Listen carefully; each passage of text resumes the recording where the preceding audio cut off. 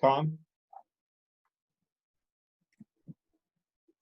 Thank you. So that's really a good presentation. Behind the walls is a big deal for me.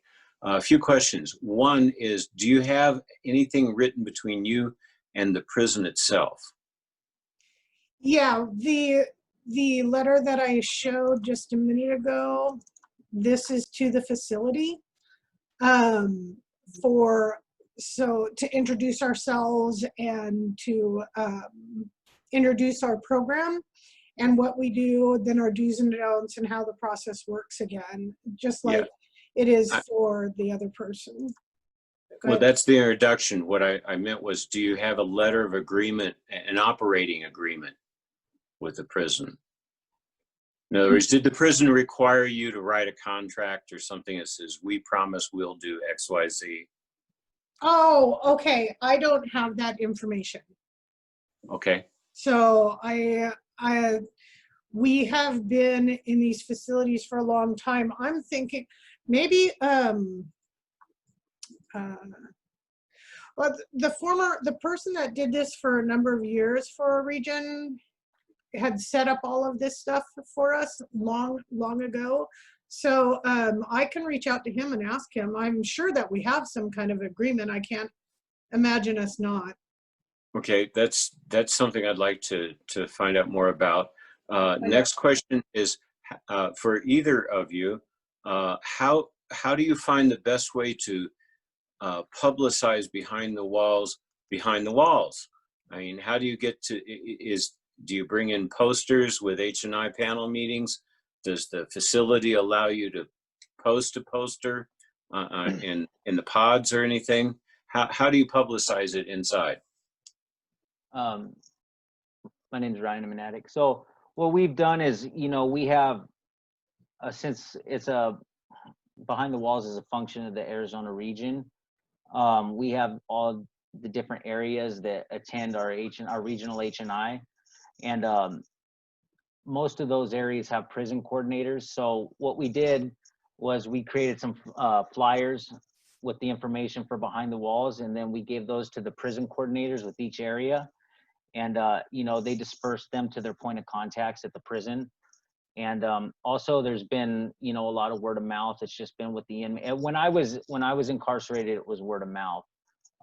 So I know we have facilitators that take meetings, or we're taking meetings into facilities, inmate-led groups that our members were able to attend, as well as H&I meetings as well, and it would get announced there as well at those meetings.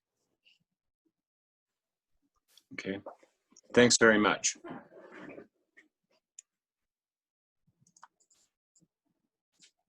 Oh, okay. Thanks, Tom, for your questions.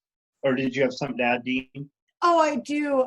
Doug, who is my AD, he's on the list to share. He has the answer in regards to the agreement with the facilities. So when you guys get to him, he'll be able to share. Thank you. I'll just go ahead and go to Doug right now so we don't lose track of the question. Good to see you, Doug. You should be unmuted. Yeah, there I am. Okay, great. Thank you. Good to see all of you. It's nice to have enthusiasm for this kind of program. I've been observing this program in our region from the beginning, and to date, I'm not aware of any specific contracts or operating agreements with institutions. So far, it's been a situation is we're having a relationship with the individual inmate with no particular institutional involvement. Not that would be opposed to it. It's just never come up. In regards to the, how we're getting our relationships going, I'm not aware of anything we're doing in terms of internal promotion inside the institution, other than the possibility of word of mouth. But really, most of it's coming through correspondence. We'll get letters coming in asking for some general help. We certainly get to give us literature letters, but we also get letters asking for some kind of help, and that's where behind the walls kicks in. Hope that helps. Thank you, Doug. Thanks, Doug. All right, next person is Nancy from Las Vegas, and you should be unmuted. Yes. Hi, everybody. My name is Nancy. I'm an addict. Hi, Nan. What a great presentation. Thank you all for your service. I really appreciate it, especially sponsorship behind the walls. I'm secretary for the sponsorship behind the walls committee of Region 51. It's a subcommittee of H&I. And yeah, I think we mirror more what Ryan was sharing from Arizona than California, where you do service, Dean.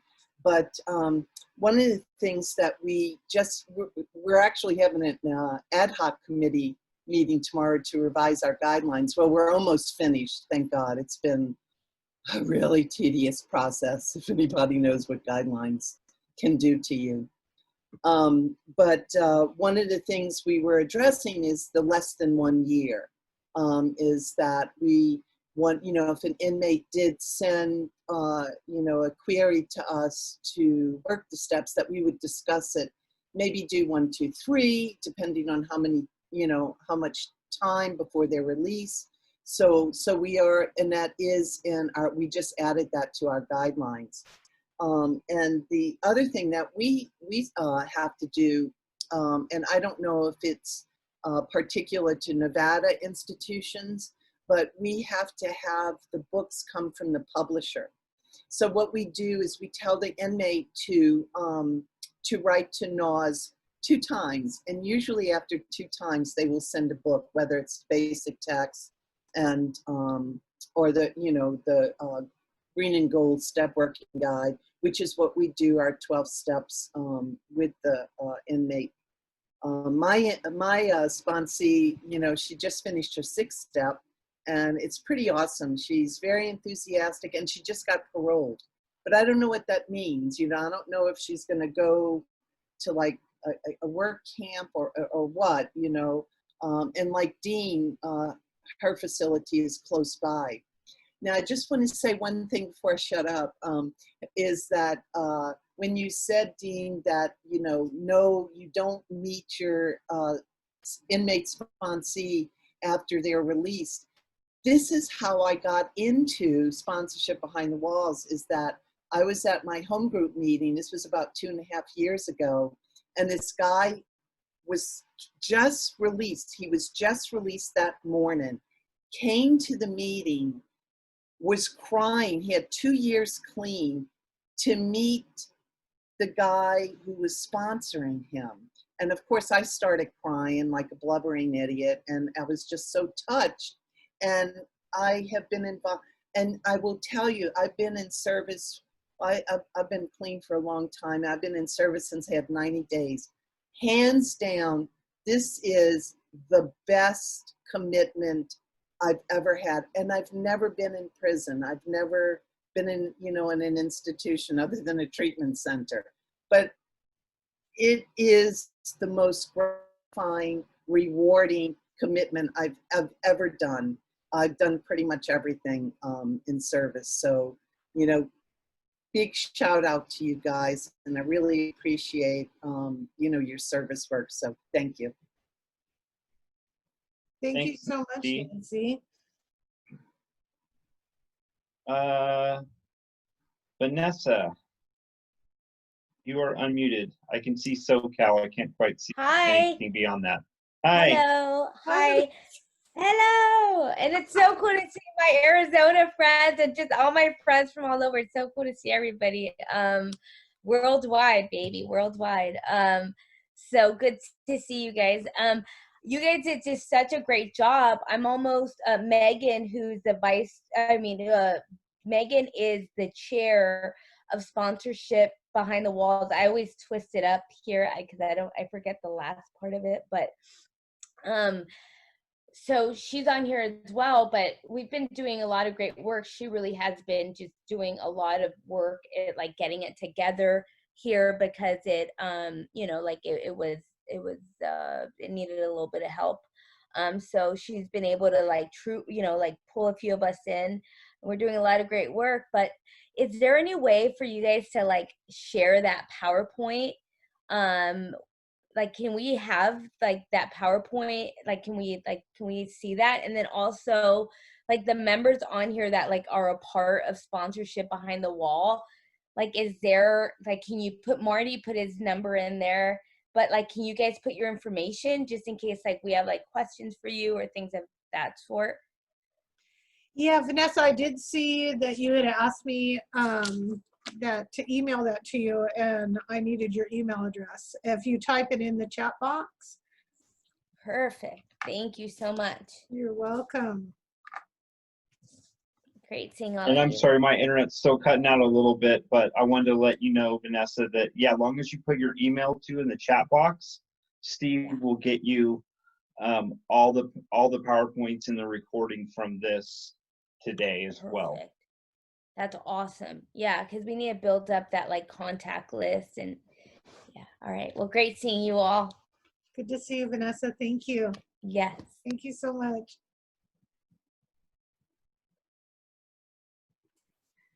Okay, we may have lost Teo Okay. again. Or is he Jonathan, here? Still here. He's here. Oh, good. thank you, Mandy. Jonathan. Yeah, thank you, Theo. Thank you, Mandy. And that was an awesome presentation.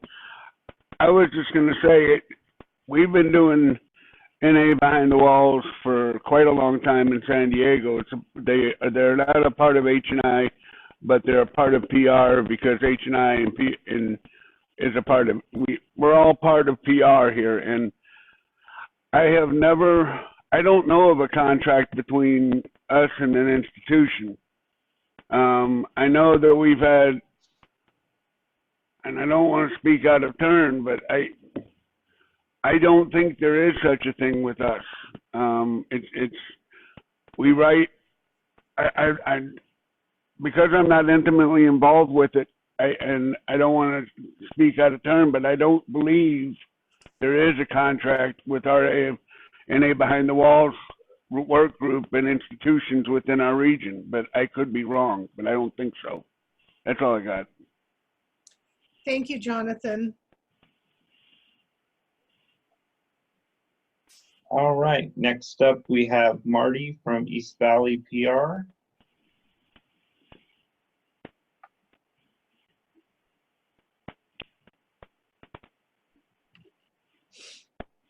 There you go. My name's Marty. Hey, Marty. I think we were fighting for the unlock mute.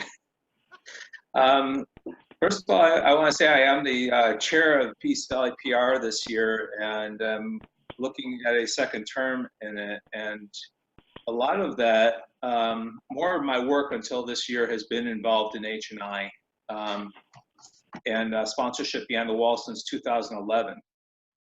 And you know, the one drastic change that I did see was the way in which Ryan described that we do the mailings before the books is one. The second one was the fact that there was actually a guideline that we had and we got rid of, which talked about the don't meet your sponsee ever after they come out of prison. It's kind of hard to say don't meet your sponsee when you don't know where they're going to show up. So it's kind of like a retarded guideline, as I would call it. And Ryan and I actually knew each other before his sentence. He didn't know me well, but I knew from where he would come to the meetings at. And then years later, yeah, you were the kid that was at the meeting, And it was kind of like this proactive thing rather than a reactive thing. You can't talk, you can't communicate. And my experience on being on the other side of the fence now in H&I, as Ryan talked about, until the virus hit us, I was also at the Florence prison. And so I don't sponsor in that yard or in the entire complex, or at the Iman prison, which is also a second. I can't be on both sides of the fence. But at the same time, we don't know who's going to come out, who's going to transfer in. And so as the guy who facilitates or goes to an IG meeting, all I could do is hand them literature at the site of the meeting itself. and say, here's how to find us once you come out. And some of them are coming out soon, some aren't coming out forever. The 4-class yard is a facilitated meeting. A 3 and a 2-class yard are institutional groups where they're responsible for the meeting. And then if an available badged person or a badged person with a visitor badge can go to that meeting upon knowledge of they're wishing to be there after they've been approved. So, you know, there's a couple other options. I keep hearing the word contract in this conversation. The only contracts I've ever known of is with private prisons. And the contract is between the prison and the state in which sends them to a private prison. And so they're harder to get into. I heard that talked about too, but they're not impossible. You know, my suggestion with those prisons is that a lot of them are there for reasons outside of drug abuse, and the inmate thinks that they're there just for the program of the reason they're there. And so to find out if they have a drug rehabilitation program might be more proactive for H&I PR purposes. So just my 2 cents on that. Thanks, Marty. Thank you, Marty. Art, Central Region, California. Okay, Art, recovering addict. My question is for Dean. I understand you guys are doing great work. Thank you for that presentation. I'm just curious as to the thought process behind an aspect. Now, I understand that under anonymity and safety procedures, I understand the need of those needs, but it just kind of stings a little bit to hear that there's a policy to not help an addict that is in need because they don't have 1 year left. If they just get incarcerated and they want to clean up their life, why do they have to wait till year 12 to start actually working the steps and find sponsorship? It just kind of seems like it might be violating the 5th tradition. And I'm just curious as to what the thought process is behind your team limiting it to the tail year of incarceration. These were the guidelines that were set up and worked on for a very long time. And that was the agreement at that time. We have received letters from inmates that have had less than a year. And I've had a couple of them that I have actually corresponded with. I think guidelines are guidelines, but, you know, in regards to reaching out to the addict who still suffers, that's our primary purpose. I don't think anyone would reject a letter from somebody that only had 8 months or 5 months or whatever. And I understand the sting because our primary purpose is, you know, to help the addict who's suffering, period. You know, without that, I mean, that's like the golden rule, right? So, yeah, we actually answer all the letters that we get. The 2 that I had that had less than a year, I still corresponded with them. I guess it's a bend of a guideline. So, but no, I don't think that we should reject anybody. You know, I mean, if they're going to be getting out in a month and it's the prison down the road from me, I might be more, I would hand that back to my chair and have that given it to somebody else that's not in my city, you know, because that, you know, that possibility, because of our rule of not having that personal interaction when they get out. I mean, if they showed up at a meeting and discovered just the way I talk, that's who, you know, I was the person that was writing them. I'm not going to say, oh no, it wasn't me, you know. You know, and I'm going to love them and embrace them and tell them, just get it, just stay, you know, and all that. So, but that's a really valid question. Very valid question, Art. Dean, I'm not sure you answered it, or maybe I was misunderstanding initially. My understanding was they must only have 12 months left on their sentence in order to qualify for the program. My question is, what if they're in their first year and they've got 12 years to go? Would you take them? Yeah, you heard it backwards. Backwards, oh. Yeah, so most sponsorship behind the walls that I'm aware of in our region too, the reason is the the flip side of what you thought. Yeah, less than a year is by the time correspondence truly starts, they're getting released. So it's over a year. Roger. Oh, I'm sorry. Okay, I was answering. Okay, yeah, we were backwards. All right. Roger. Okay, great. Thank you. Sure. All right. Next up is Tom, Santa Fe. Yeah, similar to that last question, about how long does it take from the time you get an initial query until you've been able to hand it off to somebody to work steps with a sponsor? What is the, what's the range of time that takes? California Mid-State, as soon as we get the letter, we start corresponding immediately and start working steps. Now, Ryan, their region does things differently. They have them work through some pamphlets and do some questions and things like that. We immediately work with them on the 12 steps. Ryan, do you want to? So for us, that's really at the pace of the inmate. We send them, as soon as we get the letter, our coordinator sends out the IP to them, and as quick as they get it, they can respond and send it back and receive the other 2 IPs and start working on them. So I'd say typically probably 3 months before they're assigned a sponsor, on our part. And the only reason we do that is because we're providing the books. So, and we want to make sure that they're willing. Okay, thanks. Thanks, Tom, for the question. Doug, your name keeps changing. I saw listed as favorite AD, and he can't. I changed his name. All right, should be unmuted. I threatened her with Stalin-like denouncement. There you go. To the whole group. So just a quick response is, again, the history on our California Mid-State Behind the Walls guidelines.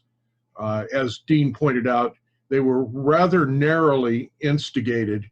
It certainly was, had the participation approval of the regional body, but pretty much it was a single point driving the process forward. So the point of that is that there's quite a lot of it. If you want to use California Mid-State's documents, guidelines, letters, I would heartily recommend that you get your own take on it, review them. It's all subject to a certain amount of opinion.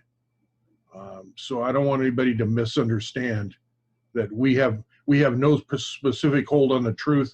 My personal opinion is it probably would be well worth our effort to go back and revisit some of that stuff. The short answer on the length of time for people to be qualified, simply the belief was at the time, not necessarily true, but the belief at the time was that there wouldn't be enough time left in under a year for the correspondence to happen. So, I would welcome you to take a look at that yourself. Thanks. Thank you, Doug. Thanks, Doug. Wolvina, I didn't know you were here. Welcome. Hi, everybody. My name's Wolvina, and I'm an addict. Yeah, I had questions about the type of STEP literature. Like, I know that whether or not there are challenges with literacy, like in the STEP Working Guide, or really, I'm thinking about a situation in the state of New Jersey. New Jersey mandates their parolees to use the STEP Working Guide, and they have to turn over their STEP work. So I know that they have a probation officer reading their STEP work. That's what goes on in New Jersey. But my real question is, if there's no anonymity in the correspondence, I'm just wondering how the levels of step work are, there's like a trust established when they know that there's like step work being read, and then on your part as writing, like how deep do you get with your, or is it just kind of like a kind of a cursory, like look up definitions for step one or so forth? Thanks, Well, William. Great question. yeah. Hi, Wilvina. How you doing? So far, I've just sent a step one to somebody, just a printout of step one, because they didn't have it. Now, this recent sponsee, they actually have the book, because her sponsor, she had an inmate that was her sponsor who had the flat book. So I haven't found the literacy issue. They do understand, being incarcerated, though, that everything is read. You know, everything they send to us is read. Everything we send to them is read. I don't give out any personal information. I might make a comment on a question on step one if they have a question or anything like that. But I don't divulge my personal history, really. I've divulged my time in the program, and that I've worked the 12 steps, but not, you know, extensive information about me at all. And most of the letters that I get, they're pretty raw with the information that they're sending. It's almost like, you know, they don't really care if it's being read. They already know that it's being read by the facility. So I really haven't had any issues with people sending me detailed information. There's probably things they won't write, and I understand that too. And that's got to be a given. But I'm not sure if I answered your questions, because there was a number of them in there. Well, you know, Ryan, I guess, was the one that said he had done like, what was it, like up to step 8, I think he said. Well, yeah, I'll let him go. okay, so you're talking about like the quality of the step work, how thorough it is. Is that what you're getting at? Knowing that the step work is being read? Well, you know what? Maybe I don't want to use the word thorough. Maybe I want to use the word, you know, in terms of establishing trust, or just getting out the, you know, whatever information. I mean, even in a step one, like if you're using the step working guide, there's questions that they're asking about things that you did when you were using. Now, listen, obviously they're already behind bars, right? But Right. so there's that. And what made me really think of it was, I know someone personally who had 2 sets of step work, because they had to show one set to a probation officer, right? And then they told me that they mixed their sets up and they showed them like the wrong step work. And so that was like kind of a problem. So I guess I was just kind of asking it like on that level. And then, like, I know that one of the car motions had to do with having a step working guide that was on a level of literacy that was more accessible. So those 2 things like motivated me. So I guess I can speak with this from my experience as an inmate working the steps through behind the walls. You know, I really was, you know, at the point where developing trust with my sponsor, I initially had a sponsor on the yard who, like we said, word of mouth, who referred me to behind the walls. And I had originally got my books and started working with him. And then he got moved to a different yard, but I knew that he was working steps with a sponsor through the mail from behind the walls. And it just so happened I ended up getting the same sponsor as he did. So, you know, at that point, I was at a point in my life where I was putting all my eggs in this basket, and it was either going to work or it wasn't. You know what I mean? So I worked the steps like I didn't want to come back to prison anymore. You know, it was one of the only things I hadn't done. You know, I've gone to treatments, I've tried religion, I've done that whole thing. and the step work was one of the only things that I hadn't done. And so, you know, and one of the things that really, you know, at that point in my life when I was in prison, I had burned pretty much all my bridges on the streets. I mean, I was the guy that got the Dear John letter. My mom wouldn't come visit me. Everybody had like written me off, you know what I mean? So as far as developing trust, you know, when mail would come, there was times when the only time I would get mail would be from my sponsor. And when you're an inmate in prison, getting mail is a big deal. You know what I mean? So I looked forward to receiving that letter, you know what I mean? And just having that. And, you know, I was honest in my step work. I didn't reveal stuff. I mean, I was pretty thorough, and we focused a lot on feelings, you know, the actions. We didn't really have to get so thorough as far as what the actions were. We could touch on them, but we focused on the feelings that came with that. And so that's kind of how that, it just worked out. You know, the consistency, getting the letters responded in a timely manner, all that stuff helped to build the trust. And as far as literacy goes, you know, I really can't speak on that. I mean, I think our literature is, I can speak from receiving the step working guide. So I believe that our literature is written in a way that, you know, if you can read, that we can basically, you know, to the best of our ability, figure out the message it's trying to tell us. I haven't had to deal with any inmates that weren't able to comprehend or read or anything like that as far as literacy. And I did hear something at World where they talked about possibly putting the step working guide and stuff like that on tablets, because I know more and more inmates are now having access to tablets inside of the prisons. So that's about as best as I can give you. So that was very helpful. Thank you. Thank you. Great question. Art.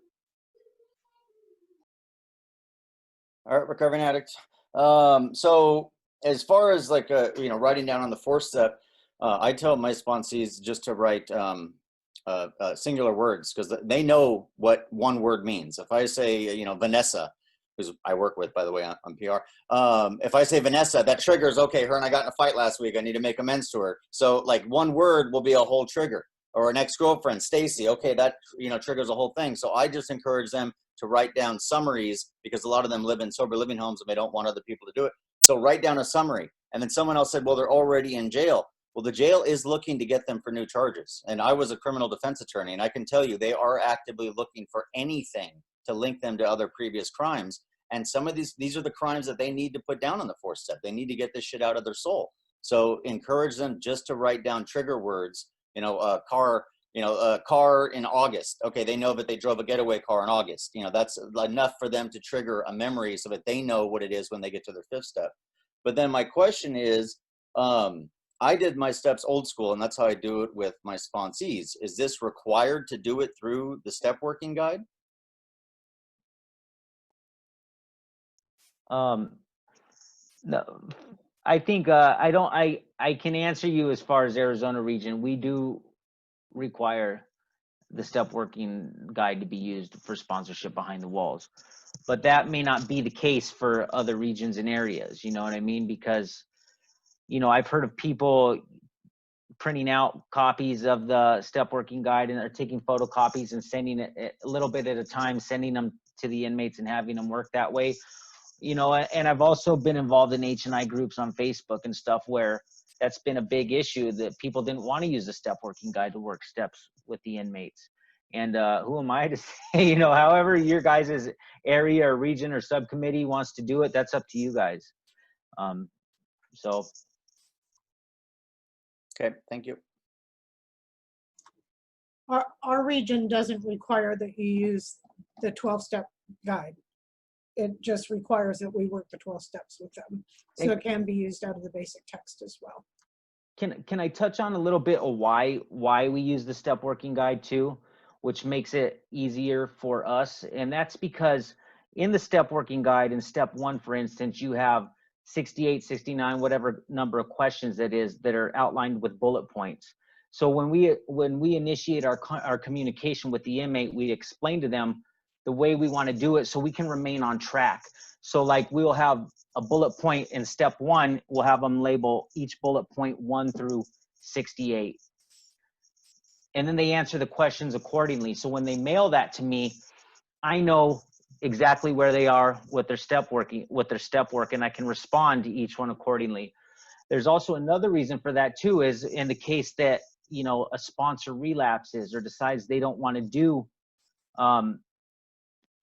behind the walls anymore, a new sponsor can be assigned to this inmate and not have to make that inmate start over. The next sponsor can pick up where the other sponsor left off. That's cool. That makes sense. Or if they get out, they can just pick up the book and keep working. Correct. All right, thanks. All right, thank you. Nancy, Las Vegas. Hi again, everybody. I'm Nancy, an addict. Just to touch on what Wildina was asking, as far as what I, as a sponsor, write. And I swear, Ryan, it must be in my head. I don't know, but I focus on feelings, because that's something that, and I do give, unlike Dean, I do give a little information, very generic information about myself, just to let the, you know, inmate know that, I mean, I'm a fucking addict, you know, and I've done some crazy shit. I don't put down exactly what it is, but I do focus more on the feelings, you know, the shame, you know, this self-righteousness, you know, this low self-esteem, all that stuff.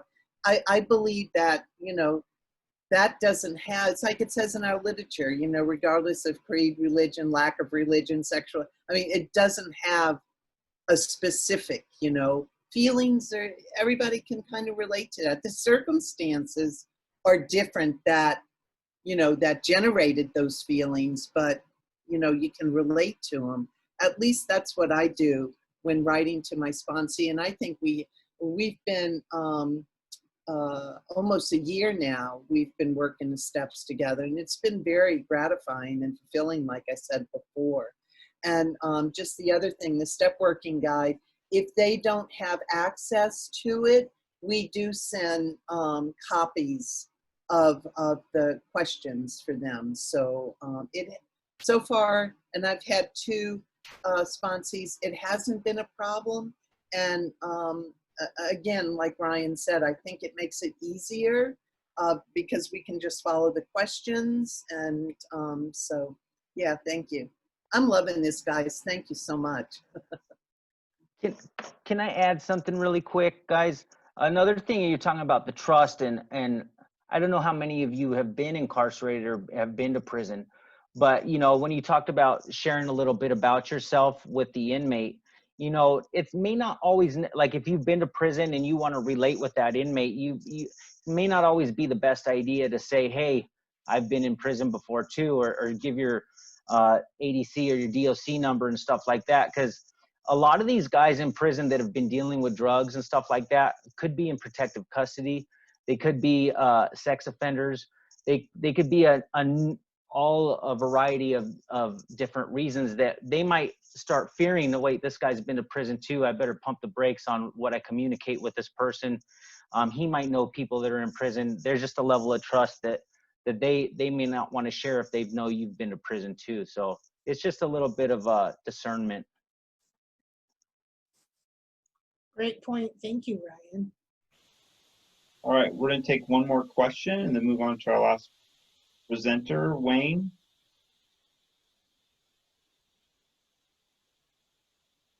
Can you hear me? Yes. Okay. I really like this format. It's new to me and I like it a lot. I've been out because I had my knee replaced, so I'm dealing with my own situation. But the things on, for instance, I personally worked with the federal case manager for someone, and they worked with SOs, and I worked with SOs, and it was scary, but I did, and it went very well. I'm working with her and relaying information back and forth between us three. And then as far as the PR is like a detention center before they go to prison or get sentenced, like Alhambra maybe. And I worked with them on the steps, and I copied all the steps off the website and numbered them. But and then I go, and then we can in whatever it was, And they seem to work on it. And 5 of the guys that I've worked with out of the reentry center are active in SEAZNA. And they're carrying a good message and good program. Not to say that that's good, because I know a few of them that just dropped off. And then in the Wilmot prison, I'm now the coordinator now there, and they are giving them tablets now, and they do have tablets. And I don't know much about them yet, because they've been, when I had the surgery on my knee, they put, everything was under quarantine, so I couldn't even get out of the hospital until that was over. And then I got out, and by me arguing and bitching about it. And now I'm still waiting to meet the pastors out there. Yeah. What are the pastors? And then Behind the Walls here in Tucson, they have a very similar program. Dean, they have a real similar program, and I like how it works with that. What I do with my panel is I give them a copy of how to get involved. It says what it is and what they do. Hey, Wayne. Yes. Can you turn off your video and let's see if your audio works a little better?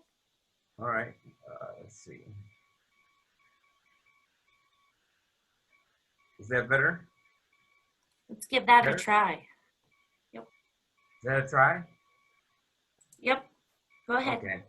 Well, anyway, after that, and so what was I? Oh, Behind the Walls. And then the last thing is right before I went in for my surgery, I went to the area and asked for a donation of 5 of each of the texts to put in the individual prison yards.